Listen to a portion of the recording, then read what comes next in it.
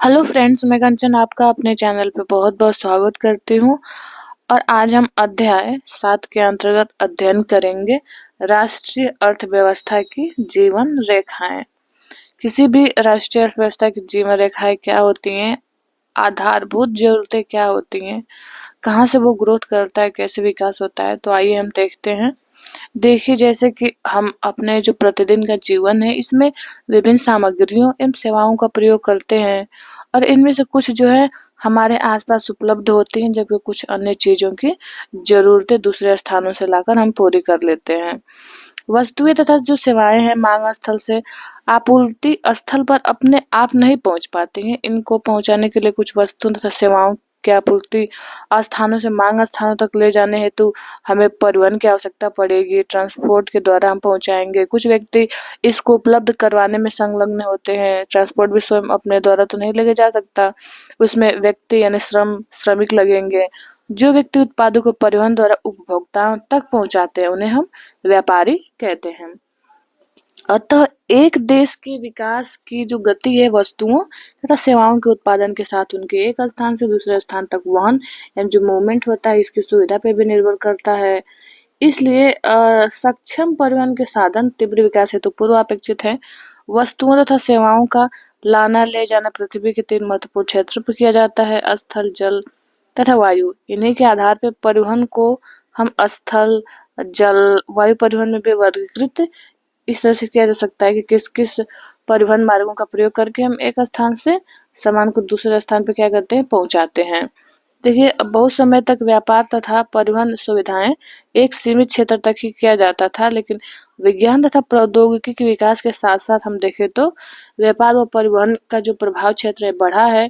पहले मात्र सड़कों द्वारा, वो भी उसमें कैसे बैलगाड़ी का प्रयोग करके व्यक्ति स्वयं चल करके एक स्थान से दूसरे स्थान पर वस्तुओं का आदान प्रदान करता था। लेकिन वर्तमान समय में उन्नत तकनीक की वजह से, या सड़क मार्ग हो, चाहे रेल मार्ग हो, या वो वायु मार्ग हो, जल मार्ग हो, इतने उनकी तीव्रता तेज हो चुकी है कि कितने दिनों का हम समय कुछ घंटों में तय कर सकते हैं।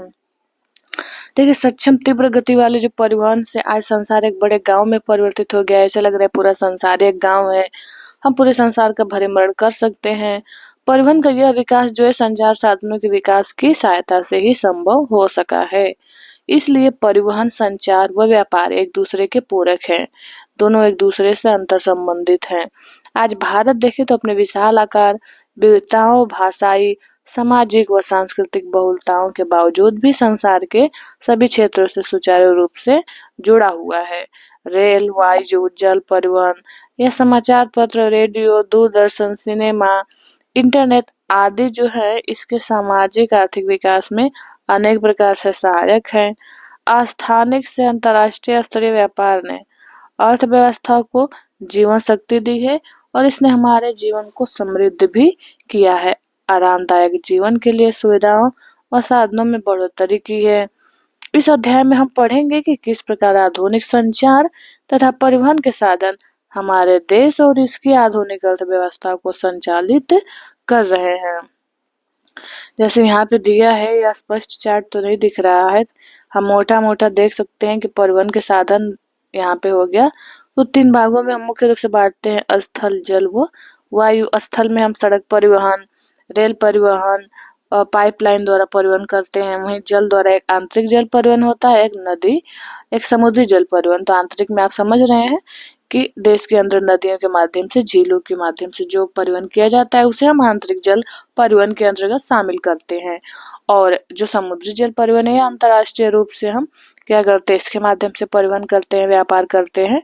वायु में हो जाता है तो घरेलू विमान सेवा होती है, जो एक राष्ट्र के अंदर सुविधाएं प्रदान किया जाता है। अंतर्राष्ट्रीय हो जाता है जिसमें एक देश से दूसरे देश के बीच जो होती है सेवाएं उपलब्ध करवाई जाती हैं।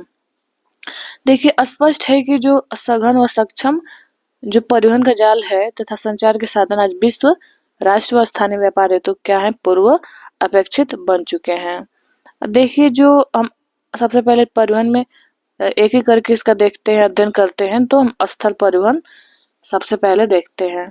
देखिए, भारत जो है विश्व के सर्वाधिक सड़क जाल वाले देशों में से एक है। ठीक, यह सड़क जाल लगभग 54.7 लाख किलोमीटर है। भारत में सड़क परिवहन, रेल परिवहन, से पहले प्रारंभ हुआ।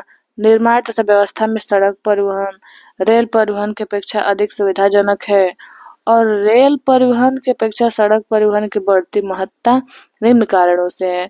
जैसे रेलवे लाइन की अपेक्षा सड़कों की निर्माण लागत बहुत कम है। दूसरा पॉइंट है कि अपेक्षाकृत ऊबड़-खाबड़ व विच्छिन्न भूभागों पर सड़कें बनाई जा सकती हैं। आगे है कि अधिक ढाल प्रवणता पहाड़ी क्षेत्रों में भी सड़कें निर्मित की जा सकती हैं। नेक्स्ट है कि अपेक्षाकृत कम व्यक्तियों, कम दूरी, कम वस्तुओं के परिवहन में सड़क मितव्ययी है। अगला है कि यह घर-घर सेवाएं उपलब्ध कराता है। सामान चढ़ाने, उतारने की लागत भी अपेक्षाकृत कम है। सड़क परिवहन अन्य परिवहन साधनों के उपयोग में एक कड़ी के रूप में भी कार्य करता है, जैसे कि सड़कें, रेलवे स्टेशन, वायु, समुद्री पथों सबको जोड़ती हैं। क्योंकि वहां तक जो कच्चे माल पहुंचता है तभी तो फिर वहां से उन साधनों द्वारा भी उसका परिवहन किया जाता है। भारत में सड़कों की क्षमता के आधार पर इन्हें निम्न 6 वर्गों में वर्गीकृत किया गया है। राष्ट्रीय जल मार्ग में के मानचित्र देखें तो इन सड़कों की महत्वपूर्ण भूमिका बताएं। आइए हम अध्ययन करते हैं स्वर्णिम चतुर्भुज महाराजमार्ग के बारे में। देखिए, भारत सरकार ने क्या किया है कि यहाँ से हम देखते हैं भारत सरकार ने दिल्ली, कोलकाता, चेन्नई, मुंबई व दिल्ली को जोड़ने वाले 6 लेन वाले महाराजमार्गों की सड़क परियोजना प्रारंभ की है और इस परियोजना के तहत हम देखें तो 2 गलियारे प्रस्तावित हैं। प्रथम उत्तर दक्षिण गलियारा जो कि श्रीनगर को कन्याकुमारी से जोड़ता है और द्वितीय जो कि पूर्व पश्चिम गलियारा जो कि सिलचर तथा पोरबंदर को जोड़ता है। देखिए, जो महाराजमार्ग होता है इसका प्रमुख उद्देश्य होता है भारत के मेगा सिटी के मध्य की दूरी व परिवहन समय को न्यूनतम करना है। यह राजमार्ग परियोजना भारत के राष्ट्रीय राजमार्ग प्राधिकरण के अधिकार क्षेत्र में है। हम आगे देखते हैं राष्ट्रीय राजमार्ग नेशनल हाईवेज। तो देखिए, इसमें हम अध्ययन करेंगे राष्ट्रीय राजमार्ग जो है देश के दूरस्थ भागों को जोड़ते हैं।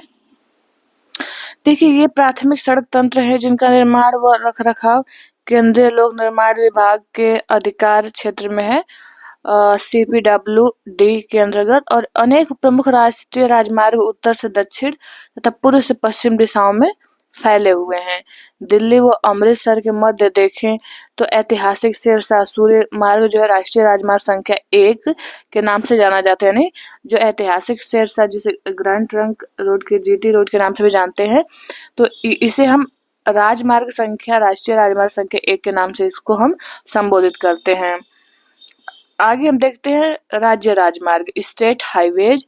तो देखिए, जो राज्य राजमार्ग हैं इसके अंतर्गत हम देखेंगे कि राज्यों की राजधानियों को क्या किया जाता है कि जिला मुख्यालय से जोड़ने वाले सड़कें राज्य राजमार्ग कहलाती है। यानी कहें कि जो राज्य की जो राजधानियां हैं उनको जो जिला सेंटर है उनसे कनेक्ट किया जाता है, कनेक्टिविटी जोड़ी जाती है। राज्य तथा केंद्र शासित क्षेत्रों में इनकी व्यवस्था निर्माण का दायित्व राज्य के सार्वजनिक निर्माण विभाग PWD का होता है। आगे हम बात करें जिला मार्ग। तो देखिए, जो जिला मार्ग है ये सड़कें क्या है, ये सड़कें जो है दिल्ली जिले के विभिन्न प्रशासनिक केंद्रों को जिला मुख्यालय से जोड़ती हैं। अब उस जिला में जो जो भी प्रमुख प्रशासनिक केंद्र हो गए हैं या खंड स्तर पे होंगे तो उनको क्या करती है, ये जिलों को जोड़ती है।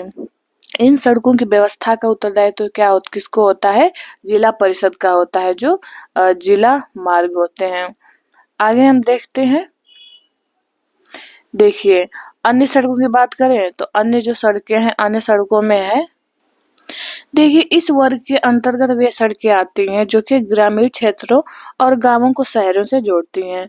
प्रधानमंत्री ग्रामीण सड़क परियोजना के तहत इन सड़कों के विकास को विशेष प्रोत्साहन मिला है और इस परियोजना के कुछ विशेष प्रावधान भी है जिसमें देश के प्रत्येक गांव को प्रमुख शहरों से पक्की सड़कों के जिन पे वर्ष भर वाहन चल सके इसके द्वारा जोड़ना प्रस्तावित भी है। सीमांत सड़कों की हम बात करें तो देखिए, उपरोक्त सड़कों के अतिरिक्त भारत सरकार प्राधिकरण के अधीन सीमा सड़क संगठन है जो देश के जो सीमांत क्षेत्र हैं उनमें सड़कों का निर्माण व उनकी देखरेख करता है। यानी सीमावर्ती क्षेत्रों में, देश के सीमावर्ती क्षेत्रों में इनका गठन किया जाता है। यह संगठन 1960 में बनाया गया था। भारत सरकार प्राधिकरण के अधीन सीमा सड़क संगठन जो है, तो इसी सीमा सड़क संगठन की बात की जा रही है कि ये बनाया गया था 1960 में। जिसका कार्य है उत्तर व उत्तर पूर्वी क्षेत्रों में सामरिक महत्व की जो सड़कें हैं उनका विकास करना। इन सड़कों के विकास से दुर्गम क्षेत्रों में अभिगम्यता बढ़ी है, तो ये इन क्षेत्रों के आर्थिक विकास में भी सहायक हुई हैं। आगे हम देखते हैं। देखिए, सड़क निर्माण में जो प्रयुक्त पदार्थ है इनके आधार पर भी सड़कों को कच्ची व पक्की सड़कों में हम विभाजित करते हैं। पक्की सड़कें जो होती है सीमेंट, कंक्रीट, तारकोल द्वारा निर्मित होती हैं और ये बारहमासी सड़कें हैं, और कच्ची सड़कें वर्षा ऋतु में क्या होती हो जाती हैं, अनुपयोगी हो जाती हैं। ये देखिए, ये जो दिया हुआ है चित्र उत्तर पूर्वी सीमा सड़क पर यातायात का दिया है कि उधर कैसे सड़कें बनाई जाती है, क्योंकि पहाड़ी बहुत क्षेत्र है, ये अरुणाचल प्रदेश का क्षेत्र है, कितना ऊबड़ खाबड़ यानी ढालूदार भूमि होती है, तो सड़कें बनाना बहुत दुर्गम कार्य होता है, लेकिन फिर भी मनुष्य ने कर दिखाया है। वहां पे भी सड़कों का निर्माण किया है। सामरिक दृष्टिकोण से बहुत महत्वपूर्ण है सड़कों का निर्माण करना। आगे हम बात करेंगे रेल परिवहन के बारे में। देखिए, भारत में रेल परिवहन जो है वस्तु तथा यात्रियों के परिवहन का प्रमुख साधन है। रेल परिवहन अनेक कार्यों में सहायक है, जैसे व्यापार, भ्रमण, तीर्थ यात्राएं व लंबी दूरी तक सामान का परिवहन आदि। एक प्रमुख परिवहन के साधन के अतिरिक्त हम देखें तो पिछले 150 वर्षों से भी अधिक समय से भारतीय रेल एक महत्वपूर्ण समन्वयक के रूप में भी जानी जाती है, और भारतीय रेलवे देश की अर्थव्यवस्था, उद्योग और कृषि के तीव्र गति से विकास के लिए भी ये सब उत्तरदायी हैं। देखिए, जो आगे हम बात करते हैं इसके बारे में कि भारतीय रेल परिवहन जो है देश का सर्वाधिक बड़ा सार्वजनिक क्षेत्र का प्राधिकरण है, और देश की जो पहली रेलगाड़ी चलाई गई थी 1853 में मुंबई और थाने के मध्य, ये बहुत महत्वपूर्ण तथ्य है। जो 34 किलोमीटर की दूरी तक चलाई गई थी, पहले जो रेलगाड़ी यात्रा चलाई गई थी। देखिए, भारत को जो भारतीय रेल परिवहन इसको 16 रेल प्रखंडों में बांटा गया है। आगे हम देखते हैं देश में जो रेल परिवहन है इसके वितरण को प्रभावित करने वाले कारकों में वहाँ का भू आकृति हो गया। भू आकृति यानी भूमि की बनावट कैसे, संरचना कैसे है, ढाल कितना है। आर्थिक कारक, प्रशासकीय कारक, ये सब सारे के सारे बहुत प्रमुख हैं। उत्तरी मैदान हम उत्तरी मैदान में देखें तो बहुत विस्तृत क्या है, समतल भूमि है, और इस क्षेत्र में इसको हम अध्ययन करने से पहले हम ये तालिका देख लेते हैं कि ये जो तालिका दिया गया है ये है भारतीय रेल का, जो 66,687 किलोमीटर लंबे मार्ग को अनेक गेज पर तय करता है। तो देखिए इसको कितने गेज में मुख्य रूप से बांटा गया है, 3 मीटरी गेज में। देखिए हो गया, यहाँ पे दिया है, एक तो हो गया बड़ी लाइन, इसको कितने में माना गया, इसको दिया है 1.676 मीटर, इस लाइन का गेज होगा। फिर नीचे है मीटर लाइन यानी मध्यम वाली हो गई जिसका 1 गेज मीटर है। छोटी लाइन का है, इसका पॉइंट में हो गया 0.762। इस तरह से ये मुख्य प्रमुख है, यानी इसमें जो है 3 लाइन गेज में बांटा जाता है भारतीय रेलवे को। बाकी के ये सारे के सारे इसके कितने किलोमीटर, ये क्या कितना मार्ग वहन, कितना कुल मार्ग का कितना क्षमता है, इसका कितना वहन क्षमता है, ये करता है। यहाँ पे आंकड़ा दिया गया, आप देख सकते हैं। आगे हम देखते हैं, जैसा कि हमने अभी ऊपर पढ़ा है कि रेल मार्ग के बारे में, यानी उत्तरी भूमि, उत्तर के विशाल मैदान की बात कर रहे थे, तो उसी में भूमि, वहाँ पे समतल भूमि है, सघन जनसंख्या घनत्व है, संपन्न कृषि व प्रचुर संसाधनों के कारण वहाँ पे रेल परिवहन के विकास व वृद्धि में सहायक भी है समतल भूमि की वजह से। और यद्यपि असंख्य नदियों के विस्तृत जल मार्गों पर पुलों के निर्माण में भी कुछ बाधाएं आती हैं, क्योंकि नदी मार्ग बहुत अधिक है, तो बीच बीच में बहुत जगह पुलों का निर्माण करना पड़ता है रेल मार्गों को आगे तक ले जाने के लिए। प्रायद्वीपीय भारत में रेल मार्ग उबड़ खाबड़ पहाड़ी क्षेत्रों, छोटी पहाड़ियों, सुरंगों आदि से होकर गुजरते। उधर जो पहाड़ी क्षेत्र है, पर्वतीय क्षेत्र है, उसमें रेलों को ले जाने के लिए सुरंगें बनानी पड़ती हैं। हिमालय पर्वतीय क्षेत्र भी दुर्लभ उच्चावच, विरल जनसंख्या तथा आर्थिक अवसरों की कमी के कारण जो रेलवे लाइन है इसके निर्माण में वो भी प्रतिकूल परिस्थितियां उत्पन्न करता है हिमालयी क्षेत्र जो है। इसी प्रकार पश्चिमी राजस्थान में देखिए, गुजरात का दलदली भाग, ये भी मध्य प्रदेश का वन क्षेत्र है, छत्तीसगढ़, उड़ीसा, झारखंड में रेल लाइन का निर्माण करना कठिन है। ये सभी जनजातीय क्षेत्र वो वन आच्छादित क्षेत्र हैं। सह्याद्री तथा उससे सन्निध क्षेत्र जो है को भी घाट या दर्रों के द्वारा ही पार करना पड़ता है, संभव है। और कुछ वर्ष पहले भारत के महत्वपूर्ण आर्थिक क्षेत्र में जो पश्चिमी तट है, इसके साथ कोंकण रेलवे के विकास ने यात्री व वस्तुओं के आवागमन को सुविधाजनक बनाया है। यद्यपि यहाँ असंख्य समस्याएं भी हैं, भूस्खलन तथा किसी किसी भाग में रेलवे ट्रैक का धंसना आदि। देखिए, आज राष्ट्रीय अर्थव्यवस्था में परिवहन के अन्य सभी साधनों की अपेक्षा रेल परिवहन प्रमुख हो गया है। यद्यपि रेल परिवहन समस्याओं से मुक्त नहीं है, बहुत से यात्री बिना टिकट यात्रा करते हैं और रेल संपत्ति की हानि, चोरी जैसी समस्याएं भी इसमें पूर्णतः समाप्त नहीं हुई हैं। आगे हम बात करें तो जंजीरें खींचकर यात्री कहीं भी अनावश्यक रूप से गाड़ी रोक देते हैं, जिससे रेलवे को भारी हानि उठानी पड़ती है। जरा सोचिए कि हम अपनी रेलगाड़ियों को निर्धारित समय पर चलने में कैसे मदद कर सकते हैं। ऐसे ऐसी अव्यवस्थाएं लोगों द्वारा यदि बीच बीच में उत्पन्न की जाती हैं तो। आगे हम देखते हैं पाइपलाइन की पाइपलाइन कैसे परिवहन में मदद करता है। देखिए, भारत के परिवहन मानचित्र पे हम पाइपलाइन एक नया परिवहन का साधन बन गया है। पहले पाइपलाइन का उपयोग शहरों व उद्योगों में पानी पहुंचाने हेतु होता था। आज इसका प्रयोग कच्चा तेल, पेट्रोल उत्पाद, तेल से प्राप्त प्राकृतिक तथा गैस क्षेत्र से उपलब्ध जो गैस है, गैस शोधनशालाओं, उर्वरक कारखानों व बड़े ताप विद्युत गृहों तक पहुंचाने में इसकी सहायता ली जाती है। ठोस पदार्थों को देखें तो तरल अवस्था में परिवर्तित करके भी पाइपलाइनों द्वारा इसको पहुंचाया जा सकता है एक स्थान से दूसरे स्थान पे। सुदूर आंतरिक भागों में स्थित जो शोधनशालाएं हैं, जैसे कि बरौनी हो गया, मथुरा हो गया, पानीपत हो गया, गैस पे ही आधारित उर्वरक कारखानों की स्थापना यहाँ पे की गई है। तो पाइपलाइनों के जाल के कारण ही संभव हो पाया। पाइपलाइन नहीं रहते तो वहां तक ना पेट्रोलियम उत्पाद, ना प्राकृतिक गैस पहुंचाए जाते, ना उर्वरक कारखाना स्थापित हो पाते।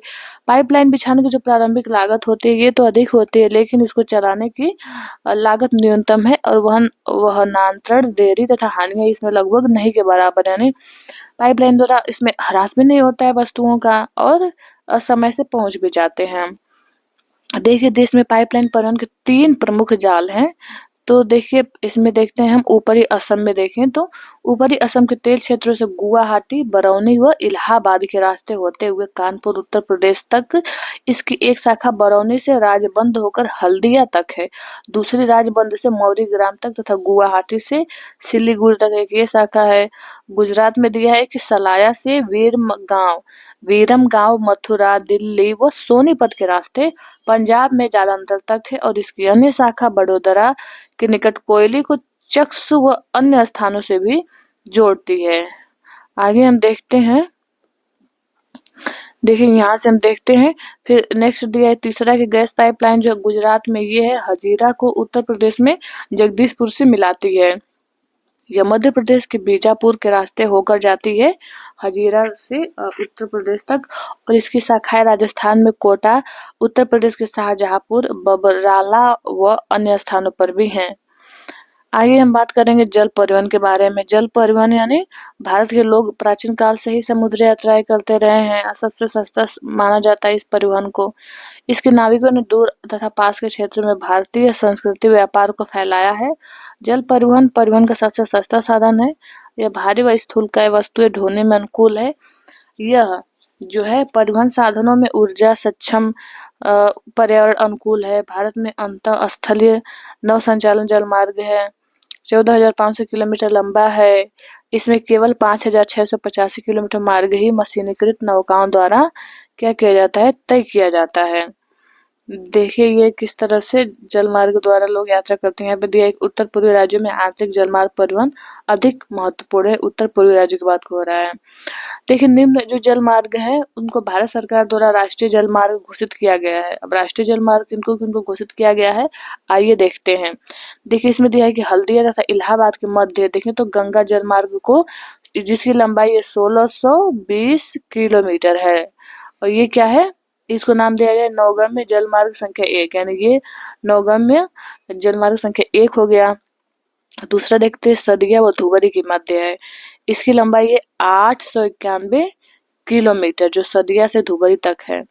और ये क्या है, ये भी लंबा ब्रह्मपुत्र नदी जल मार्ग पे स्थित है सदिया से धुबरी तक। और ये नौगम्य जल मार्ग संख्या क्या है, ये संख्या 2 है, यानी नेशनल वाटरवे। ये 2 हो गया, ये हो गया फर्स्ट हो गया, पहला हो गया हल्दिया से इलाहाबाद। दूसरा देखते हैं केरल में पश्चिमी तट नहर है कोट्टापुरम से कोल्लम तक, यानी ये उद्योग मंडलम तथा चंपकारा नहरें। इसकी लंबाई 206 किलोमीटर है और ये है नौगम्य जलमार्ग संख्या 3। फिर एक काकीनाडा व पुदुचेरी नहर स्ट्रेच के साथ साथ गोदावरी कृष्णा नदी का विशेष विस्तार है। इसकी लंबाई दी है 1078 किलोमीटर। ये हो गई राष्ट्रीय राजमार्ग, राष्ट्रीय जलमार्ग संख्या 4, यानी ये प्रमुख है। सदिया से धुबरी नेशनल वाटरवे एक हो गया। सदिया से धुबरी नहीं, हल्दिया से इलाहाबाद तक का एक हो गया। सदिया से धुबरी तो हो गया, 2 हो गया। और केरल में दी है कोट्टापुरम से कोल्लम तक, ये हो गया तीसरा। और काकीनाडा से पुदुचेरी ये हो गया चौथा। ये प्रमुख राष्ट्रीय जलमार्ग हैं। आइए हम देखते हैं कि जैसे हमने ये देखा, फिर देखिए ये 5वां जलमार्ग दिया हुआ है।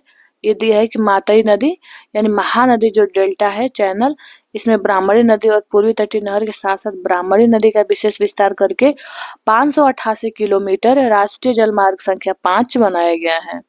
कुछ अन्य अंतर जलमार्ग भी है जिन पे परिवहन होता है। इसमें मांडवी जुआरी नदी हो गई, कंबरजुआ, सुंदरवन, बराक, केरल का पसजल यानी जो होता है केरल का जो पश्चिम जो पुलिन तट है, इन सब नदियों में झीलों में क्या किया जाता है कि आंतरिक जलमार्ग प्रदान किया जाता है। इन सब के अतिरिक्त विदेशी व्यापार भारतीय तट पर स्थित पत्तनों द्वारा किया जाता है। देश का 95% व्यापार है मुद्रा रूप में, 68% देखे तो समुद्रों द्वारा ही होता है। यानी देश का जो 95% व्यापार किया जाता है वो किया जाता है समुद्रों द्वारा, यानी जल मार्गों में 95% समुद्रों का योगदान है जो भारतीय व्यापार का है। आगे हम देखते हैं प्रमुख समुद्री पत्तन के बारे में बात करें तो भारत की 7516.6 किलोमीटर लंबी समुद्री तटरेखा है। इस पे स्थित है 12 प्रमुख पत्तन है और 200 और मध्यम और छोटे पत्तनों की संख्या लगभग काउंट की गई है। प्रमुख पत्तन देश का 95% विदेशी व्यापारी संचालित करते हैं। ये महत्वपूर्ण तथ्य हैं, पूछे जा सकते हैं कि भारत की तटरेखा की समुद्री तटरेखा की लंबाई होगी 7516.6 किलोमीटर। 12 प्रमुख पत्तन है, 200 लगभग मध्यम और छोटे प्रकार के हैं और 95% विदेशी व्यापार संचालित करता है। स्वतंत्रता प्राप्ति के कच्छ में जो कांडला पत्तन है पहले पत्तन के रूप में विकसित किया गया था इसे, और ऐसा देश विभाजन से कराची पत्तन की कमी को पूरा करने के लिए, क्योंकि कराची पत्तन अब चला गया पाकिस्तान में विभाजन के बाद, तो फिर वहां पे विकसित किया गया था इस पत्तन को, कांडला पत्तन को। मुंबई से होने वाले व्यापारिक दबाव को कम करने के लिए कांडला, जिसे दीनदयाल पत्तन के नाम से भी इसको, कांडला तो है, कांडला के एक और नाम इसे दीनदयाल पत्तन के नाम से भी जाना जाता है। और ये मुख्य तथ्य कि ये एक ज्वारीय पत्तन है। ये मुख्य तथ्य हर एक एग्जाम में कहीं ना कहीं पूछ लिया जाता है। ये जम्मू कश्मीर, हिमाचल प्रदेश, पंजाब, हरियाणा, राजस्थान, गुजरात के औद्योगिक तथा खाद्यान्नों के आयात निर्यात को भी ये क्या करता है, संचालित करता है। आगे हम देखें मुंबई बृहत्तम पत्तन है जिसके प्राकृतिक खुले विस्तृत व सुचारू पताश्रय हैं। मुंबई पत्तन के अधिक परिवहन के को ध्यान में रखकर इसके सामने जवाहरलाल नेहरू पत्तन विकसित किया गया है जो इस पूरे क्षेत्र को क्या करता है, एक समूह में जोड़ता है। आगे हम देखेंगे इसे, पहले ये देखिए दिया है मुंबई पत्तन में जहाज पर ट्रकों को ले जाते हुए, तो किस तरह से माल जहाजों पे या फिर इन सब का भी ट्रांसपोर्ट जो साधन इनका भी व्यापार किया जाता है, तो जहाजों के द्वारा इनका व्यापार किया जाता है। देखिए आगे दिया है कि पत्तन की सुविधा भी प्रदान कर सके और लौह अयस्क के निर्यात के संदर्भ में मारमागांव पत्तन देश का महत्वपूर्ण पत्तन है। यहाँ से जो देश है, देश के कुल निर्यात का 0.5% लौह अयस्क निर्यात किया जाता है। कर्नाटक में स्थित न्यू मंगलोर पत्तन कुद्रेमुख खानों से निकले लौह अयस्क का निर्यात करता है। सुदूर दक्षिण पश्चिम में कोच्चि पत्तन है, यह एक लैगून के मुहाने पर स्थित एक प्राकृतिक पोताश्रय है। लेकिन न्यू मंगलोर पत्तन पर टैंकर द्वारा कच्चे तेल का निर्वहन यहाँ से किया जाता है। पूर्वी तट के साथ हम तमिलनाडु में दक्षिण पूर्वी छोर पे तुतीकोरिन पत्तन है, यह एक प्राकृतिक पोताश्रय भी है। इसकी पृष्ठभूमि भी अत्यंत समृद्ध है, अतः यह पत्तन क्या है, हमारे पड़ोसी देशों जैसे श्रीलंका, मालदीव आदि तथा भारत के तटीय क्षेत्रों के विभिन्न वस्तुओं के व्यापार को यह संचालित करता है। तुतीकोरिन पत्तन चेन्नई हमारे देश का प्राचीनतम कृत्रिम पत्तन है जो चेन्नई है। व्यापार की मात्रा तथा लदे सामान के संदर्भ में इसका मुंबई के बाद दूसरा स्थान आता है चेन्नई का। और विशाखापट्टनम स्थल से घिरा हुआ गहरा व सुरक्षित पत्तन है और प्रारंभ में यह पत्तन लौह अयस्क निर्यातक के रूप में विकसित किया गया था। और ओडिशा में स्थित पारादीप पत्तन विशेषतः लौह अयस्क का निर्यात करता है। कोलकाता एक अंतःस्थलीय नदी पत्तन है। यह पत्तन गंगा ब्रह्मपुत्र बेसिन की वृहद समृद्ध पृष्ठभूमि को सेवाएं प्रदान करता है। ज्वारीय पतन होने के कारण तथा हुगली के तलछट जमाव से इसे नियमित रूप से साफ भी करना पड़ता है। कोलकाता पत्तन पर बढ़ते व्यापार को कम करने हेतु हल्दिया सहायक पत्तन के रूप में विकसित किया गया। यानी कोलकाता पे क्योंकि दबाव थोड़ा बढ़ने लगा, इस वजह से फिर एक वहां पे हल्दिया पत्तन का विकास किया गया, जाके उसके जो दबाव उसके दबाव को कम करने के लिए। आगे हम देखते हैं वायु परिवहन के बारे में। देखिए वायु परिवहन। आज वायु परिवहन देखें तो तीव्रतम और बिल्कुल आरामदायक और प्रतिष्ठित परिवहन का एकमात्र साधन है और इसके द्वारा अति दुर्गम स्थानों में भी हम पहुंच सकते हैं, जैसे ऊंचे पर्वतों पे, मरुस्थलों में, घने जंगलों, जहाँ पे कि कोई कनेक्टिविटी नहीं है, ना सड़क मार्ग है, ना रेल मार्ग है, ना जल द्वारा पहुंचा जा सकता है, तो वहां पे पहुंचा जा सकता है वायु परिवहन द्वारा। लंबे समुद्री रास्तों को ये सुगमता से पार कर लेता है। वायु परिवहन के अभाव में देश के जो उत्तर पूर्वी राज्य हैं उसके विषय में सोचें, जहाँ बड़ी नदियां, विच्छिन्न धरातल, घने जंगल, निरंतर बाढ़ आदि एक सामान्य बात होती है, तो हवाई यात्रा से इसे मतलब अधिक मात्रा में अभिगम्य हम बना सकते हैं। हवाई यात्रा द्वारा यहाँ पे पहुंचना काफी आसान है।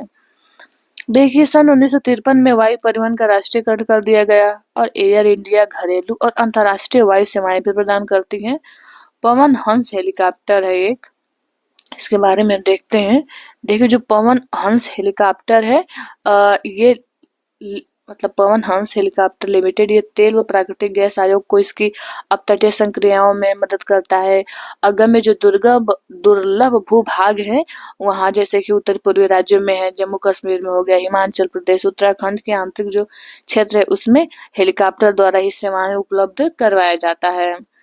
जैसे यहाँ दिया है कि एयर इंडिया से जुड़े देशों के नाम बताएं, किन किन देशों से जुड़ा हुआ है, आप बता सकते हैं कमेंट करके। हवाई जहाज यात्रा सभी व्यक्तियों की पहुंच में नहीं है, केवल उत्तर पूर्वी राज्यों में इन सेवाओं को आम आदमी तक उपलब्ध करवाने हेतु विशेष प्रबंध किए गए हैं, क्योंकि वहाँ की जो धरातलीय बनावट है, विषमता इतनी अधिक है कि हवाई यात्रा वहां पे उपलब्ध करवाना ही उनको सुगम बनाया जाए कि कम खर्च में आम जनता तक पहुंचाया जाए, ताकि कोई भी परेशानी हो तो वहां पे तुरंत उस चीज को पहुंचाया जा सके। आगे हम देखते हैं संचार सेवाओं के बारे में। देखिए जब से मानव जो पृथ्वी पे अवतरित हुआ है तो उसने क्या किया है, विभिन्न संचार माध्यमों का प्रयोग किया है, लेकिन आधुनिक समय में जो बदलाव की गति बहुत ही तेज हो चुकी है, तो जो संदेश प्राप्त करता है, संदेश भेजने वाले गतिविहीन रहते हुए भी वे लंबी दूरी का संचार पहुंचाना बहुत आसान हो गया है।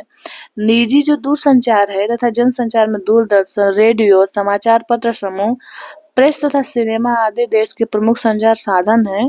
भारत का डाक संचार तंत्र विश्व का बृहत्तम है। यह पार्सल, निजी पत्र व्यवहार, तार आदि को क्या करता है, संचालित करता है।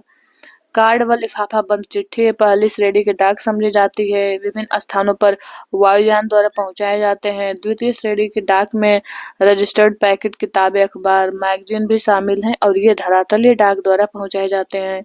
इनके लिए स्थल व जल परिवहन का प्रयोग किया जाता है। बड़े शहरों व नगरों में डाक संचार में शीघ्रता हेतु हाल ही में 6 डाक मार्ग भी बनाए गए हैं और इन्हें राजधानी मार्ग, मेट्रो चैनल, ग्रीन चैनलों द्वारा जोड़ा जाता है। जैसे यहाँ तक तथ्य दिया है कि डिजिटल भारत है, एक ज्ञान आधारित परिवर्तन के लिए भारत को तैयार करने के लिए एक विशाल कार्यक्रम है। डिजिटल भारत कार्यक्रम का मुख्य उद्देश्य है आईटी, भारतीय प्रतिभा, सूचना प्रौद्योगिकी, कल का भारत में होने वाले परिवर्तन को समझना है, तकनीक को केंद्र में रखकर बदलाव लाना है। ये सारी चीजें इसमें सम्मिलित हैं। आगे हम देखते हैं कि जो ये दिया है कि राष्ट्रीय राजमार्ग 8 पर एक आपातकालीन कॉल बॉक्स लगाए गए हैं यहाँ पे, जो कि कोई आपातकालीन असुविधा होती है तो जानकारी देने के लिए। देखिए व्यापार, बिजनेस चैनल, भारी चैनल हो गए, दस्तावेज चैनल के नाम से जाना जाता है और दूरसंचार तंत्र में भारत एशिया महाद्वीप में अग्रणी है दूरसंचार में। और नगरीय क्षेत्रों में देखें तो इसके अतिरिक्त भारत के 2/3 से अधिक गांव हैं एसटीडी दूरभाष सेवा से जुड़े हुए हैं। सूचनाओं के प्रसार को आधार स्तर से उच्च स्तर तक समृद्ध करने हेतु भारत सरकार ने देश के प्रत्येक गांव में 24 घंटे एसटीडी सुविधा के विशेष प्रबंधन भी किए हैं और पूरे देश भर में एसटीडी की दरों का भी नियमित किया गया है। यह सब सूचना, संचार, अंतरिक्ष प्रौद्योगिकी के समन्वित विकास से ही संभव हो पाया है। आगे हम देखें तो जनसंचार मानव को मनोरंजन के साथ बहुत से राष्ट्रीय कार्यक्रमों व नीतियों के विषय में जागरूक करता है। इसमें रेडियो, दूरदर्शन, समाचार पत्र, पत्रिकाएं, किताबें, चलचित्र सम्मिलित हैं। आकाशवाणी, ऑल इंडिया रेडियो राष्ट्रीय, क्षेत्रीय तथा स्थानीय भाषा में देश के विभिन्न भागों में अनेक वर्गों के व्यक्तियों के लिए विविध कार्यक्रम प्रसारित करता है। दूरदर्शन देश का राष्ट्रीय समाचार व संदेश माध्यम भी है।